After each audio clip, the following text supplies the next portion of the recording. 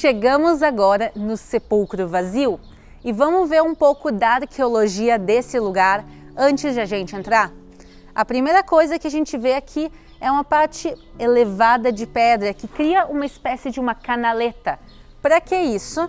Aqui ficava a pedra que rolava e que fechava a entrada da caverna. Essa pedra aqui, ela é igual a que fechava a entrada, só que menor. Então imaginem ela maior e ela é usada para fechar o sepulcro. E agora sim, vamos entrar. A gente vê aqui espaços para corpos e esse espaço aqui foi o espaço onde foi colocado o corpo de Jesus. Eu queria saber se existe alguma evidência da ressurreição de Jesus, porque, na verdade, toda a fé cristã se baseia nisso, na ressurreição de Jesus de Nazaré.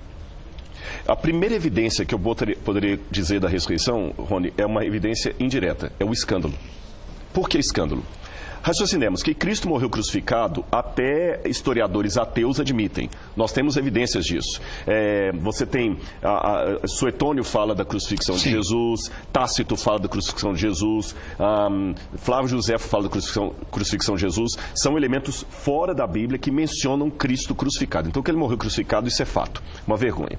Então, de onde vem essa história da ressurreição? Um cético diria, bom, foi o modo que os discípulos usaram para apagar a vergonha da crucifixão. Mas se eles fossem usar alguma historieta, não poderia ser a ressurreição, eu digo por uma razão. Naquela época, se eles dissessem que Jesus morreu e a alma dele foi para o céu, todos aqueles que seguiam a filosofia de Platão bateriam palma. Sim. Se eles dissessem que Cristo transmigrou, que a alma dele saiu do seu corpo e encarnou num outro corpo, eles também teriam um aplauso para uma boa parte do judaísmo. Sem dúvida. Mas dizer que Jesus morreu e ressuscitou, nem judeus, nem gregos, nem os epicureus, ninguém em sã consciência naquela época bateria palma para aquilo. Haja vista que quando Paulo falou em Atenas, todo mundo admirou da filosofia dele. Quando ele falou de ressurreição, ninguém ia acreditar numa coisa dessa. Por que os cristãos iam inventar uma história tão estúpida para rebater um caso de uma crucifixão? Não faz sentido isso. Fora outros detalhes que eu podia dizer do ponto de vista do mito, o mito demora séculos para se compor, porque enquanto ele acontece é fato alguém desmentir. Os relatos da ressurreição estão muito próximos ao relato da crucifixão, e mesmo historiadores judeus que não acreditam que Jesus é o Messias admitem que a história da ressurreição é verdadeira. Bom, ele é um profeta do judaísmo, né? Yeshua é, na verdade, um profeta do judaísmo. Eu gosto de olhar para as evidências da ressurreição em 4 categorias. Primeiro, é se Jesus morreu na cruz. Ele estava morto. Virtualmente, todos os estudiosos do planeta Terra admitem que Jesus morreu após a crucificação. Não temos nenhum registro de ninguém em qualquer lugar que tenha sobrevivido a uma crucificação romana completa. Até o Journal of the American Medical Association publicou um estudo médico científico revisado por pares das evidências da morte de Jesus. E disse claramente que o peso da evidência indica que Jesus estava morto, mesmo antes que a ferida em seu lado fosse infligida. Até mesmo o estudioso ateu do Novo Testamento Gerd Ludemann diz que, historicamente, é indiscutível que Jesus estava morto. Então Jesus estava morto.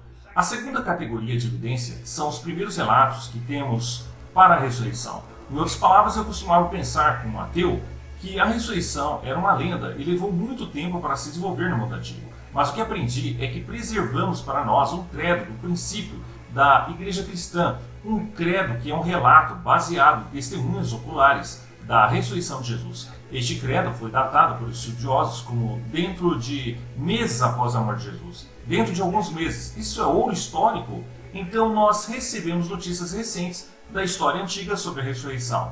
A terceira categoria de evidência é a tumba vazia, e a melhor evidência disso é que até mesmo os oponentes de Jesus implicitamente admitiram que o túmulo estava vazio, porque quando os discípulos começaram a proclamar que Jesus havia ressuscitado, o que os oponentes disseram foi, tudo bem, os discípulos roubaram o corpo. Agora, que eles estão admitindo que a tumba estava vazia, estão tentando explicar como ela ficou vazia. Então todos admitem que a tumba estava vazia. Como ficou vazia é realmente problema. Isso vai para a quarta categoria de evidência, que são as testemunhas oculares. A maior parte do que sabemos sobre a história antiga vem de uma ou talvez duas fontes de informações, e ainda para a convicção dos discípulos de que eles encontraram o Jesus ressuscitado. Temos nada menos que 9 fontes antigas dentro e fora do Novo Testamento. confirmando e corroborando a convicção dos discípulos que encontraram o Cristo ressuscitado. É uma avalanche de dados históricos. Então você junta tudo isso e tem uma defesa muito boa para a Páscoa.